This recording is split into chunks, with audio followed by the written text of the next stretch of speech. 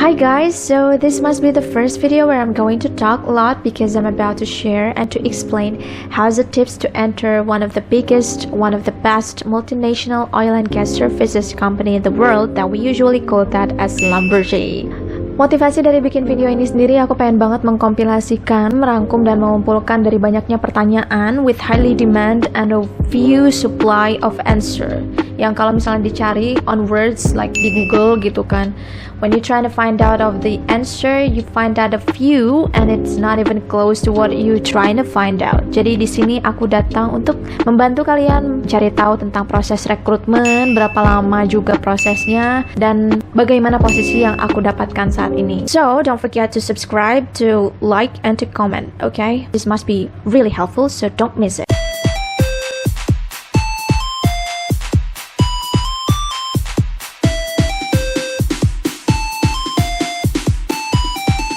Yes, welcome to Refile Review and Tutorial. So this must be the first tutorial video of how to get into Schlumberger. But first thing first, let me introduce myself. My name is Hilma Fadila. Yes, your name. And I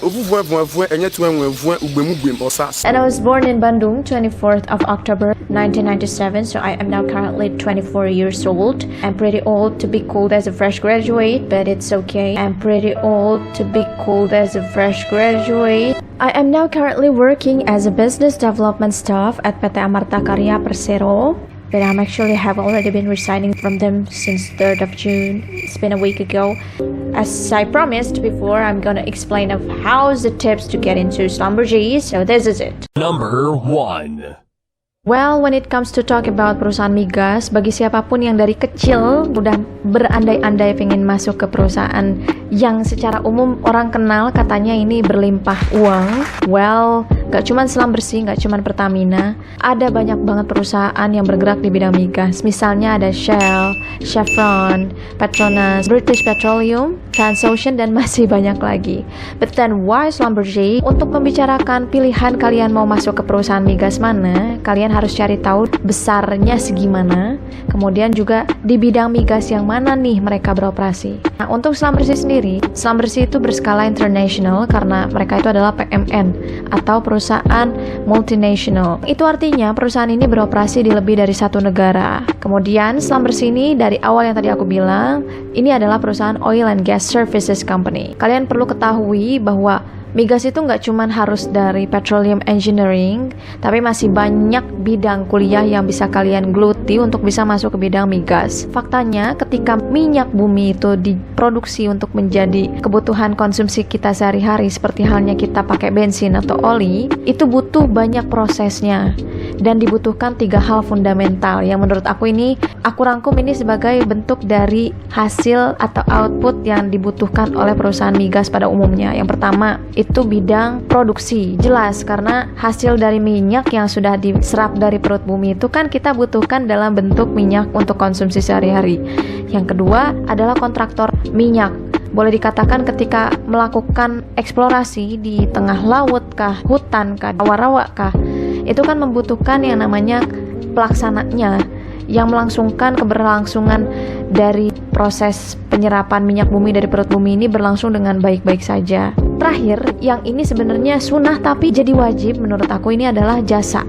Kalau di bidang kontraktor sipil, boleh dikatakan ini sebagai subkon gitu. Di bagian inilah Schlumberger bekerja.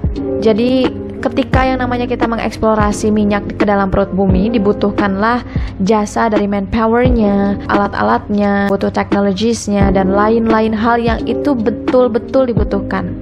Pertanyaannya, selain Schlumberger di bidang jasa, adakah lagi perusahaan lain selain ini? Ada. Jawabannya Halliburton. Halliburton diketahui dari dulu sebagai rivalnya Schlumberger. Makanya banyak orang bilang si merah versus si biru. Number 2. Hai, balik lagi dengan aku yang sekarang ganti kostum. Jadi pada bagian ini lebih cocoknya mungkin ini untuk adik-adik kelasku yang sedang mengenyam pendidikan dan sedang mengejar gelar S1 atau D3-nya. Jadi sebelum ke tahap proses rekrutmen, ada beberapa hal yang kiranya mungkin teman-teman perlu ketahui. Ada beberapa standar yang dipersyaratkan di awal. Sebelum ke tahap short interview, itu ada seleksi administrasi yang dimana itu mulai menyortir dari banyaknya kandidat-kandidat yang punya standar IPK minimal di 3,0 atau lebih tinggi. Di beberapa batch penerimaan ada kadang 3,2, kadang 3,3. Jadi untuk adik-adik kelasku yang berorientasi dari sekarang aku pengen nyobain masuk migas, mulailah untuk benahi IP masing-masing semester untuk bisa mengejar ketertinggalan. Misalnya kalau ada ya, syukur-syukur kalau misalnya udah bagus, itu minimal di 3,2. Lebih tinggi lebih aman. Hal kedua yang gak kalah penting adalah English Proficiency Test. Hal ini adalah sebuah indikator utama lainnya selain IPK yang bisa menentukan kita ini sudah pantaskah untuk bisa dikatakan mampu berkomunikasi dalam bahasa Inggris atau enggak. Berkomunikasi loh ya. Jadi kalau yang kita biasa lakukan selama kita ada di bangku SMA atau SMP, semisal pada saat itu kurikulum pembelajaran bahasa Inggris itu hanya memuat tentang listening dan reading, yang itu artinya kita hanya menerima. Dalam hal menyampaikan, kita butuh yang namanya speaking dan writing. Kita bisa berbahasa Inggris misalnya dalam hal memahami, tapi belum tentu kita bisa mentranslasikan dalam bahasa. Hal ini penting, kenapa? Karena dari awal tes, semua orang yang merekrut kita, bahkan sesama orang Indonesia, berbahasa Inggris. Yang sebenarnya ini bukan cuman pada saat kita interview, bahkan tes tulisnya itu juga dalam bahasa Inggris. Number 3. Okay, welcome to the part that I believe you all have been waiting for this part to come. Jadi ini akan menjadi sebuah part di mana aku akan menceritakan pengalaman dari awal rekrutmen sampai pada akhirnya I've been passing through all the stages of the test. Jadi sebenarnya aku daftar di perusahaan ini itu sejak tahun 2020 selepas wisuda. Bayangin itu ada 2 tahun gap year. Yang ketika saat itu aku sedang duduk manis di depan laptop. Aku udah ada di perusahaan di PT Amarta Karya Persero yang aku pastikan saat aku masuk ke perusahaan ini aku nggak akan pernah resign, aku bilang gitu. Even aku married. Tapi beda ceritanya ketika ibaratnya masih punya kenangan sama masa lalu, sekarang dia datang kembali, rasanya kan belum move on ya. Sejatinya aku ngelihat peluang ini tuh sebagai uji coba bagi aku. Jadi ketika ada peluang kayak gini, aku tetap menjadikan hal ini sebagai bentuk pertimbangan yang aku bicarakan dengan orang tua. Karena orang tua aku sendiri tahu betul gimana prospek kerja di dalam perusahaan yang notabene ini akan bermain di lapangan, dan ini adalah sesuatu hal yang menentang kodratinya seorang perempuan. Yang istilahnya perempuan mau gimana pun juga akan kembali lagi ke dapur. Tesnya itu berlangsung selama berapa hari, aku tidak bisa menentukan itu dalam jangka waktu yang pasti karena tiap orang beda-beda. Tapi untuk 3 hari pertama ini pasti, dan semua orang ada di dalamnya. Jadi dari sekian ribu pendaftar yang tadi aku udah sebutkan disortir menurut standar IPK untuk masuk ke dalam perusahaan ini, terdapat 313 orang yang tersisa untuk bisa melanjutkan ke tahap tes pada tanggal 23 Maret 2022 yang saat itu memuat 2 komponen tes, yakni short interview dan aptitude test. 2 tes ini berlangsung secara online yang dimana nanti kita dikasih link, dikasih arahan kayak gimana pokoknya menurut email seperti ini. Dan ini juga jumlah orang-orang yang masuk ke dalam tes ini, dan aku ada di nomor urut ini. Berikut ini juga hari pertama tes yang dimulai dengan introducing seperti berikut ini. Questions, you can go back to this booth, to the company profile presentation booth, and then you can click on the discussion feed, then type your question, because I will be there, I will be answering your question. If you, let's say if you have technical issues or maybe difficulties to join one booth or something like that, then you can go to this booth and then to the discussion feed to type the questions, and I will be answering. Also, there will be another booth, a Discover Schlumberger booth. There is some video information for you. If you want to kill some time and then you want to see more information, you can go to that booth and see the videos. And that's it. This is the booth assignment for those of you who haven't checked on the email. This is your booth assignment. Please remember your booths, because after this presentation finish, you will be go to the booth and then starting the 3 minutes interview on 9 a.m. If you have any question, feel free to type on the discussion feed, and then we'll be answering for that. Lisa, I think there is a mistyping there. For 359 to 385 should be booth 7, and 386. Oh, sorry. Yeah. Thank you. Booth 8. Thank you. Mbak Fira, maybe you want to add anything? No, I'm good. I think I'm just excited to wait. Yeah, I mean, how is the result for these sessions? But I see the excitement from the candidates. Yeah. What you have write on the chat box, right? All of them Yeah. are full of energy. Very excited, yeah. Yes. If you have any So, questions, so guys, after, go I ahead. think there is a question.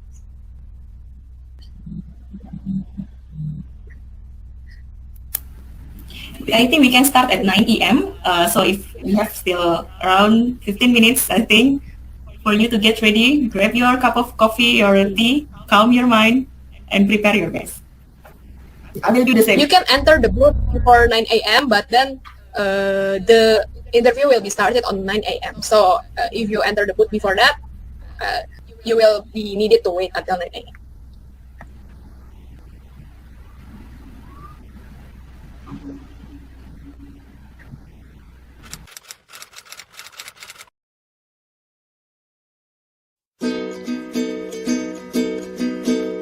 Tiptoe by the window, that is where I'll be. Come tiptoe through the tulips with me. Oh, tiptoe by the garden of the willow tree.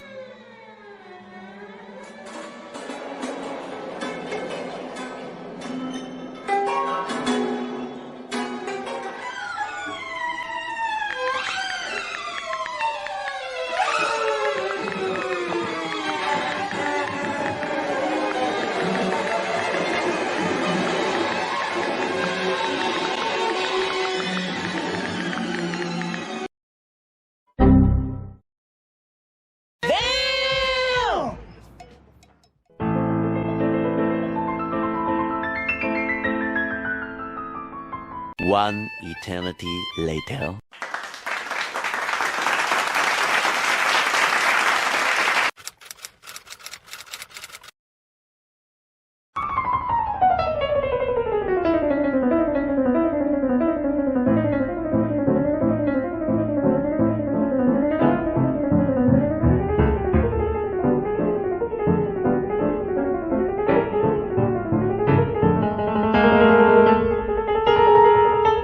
One eternity later.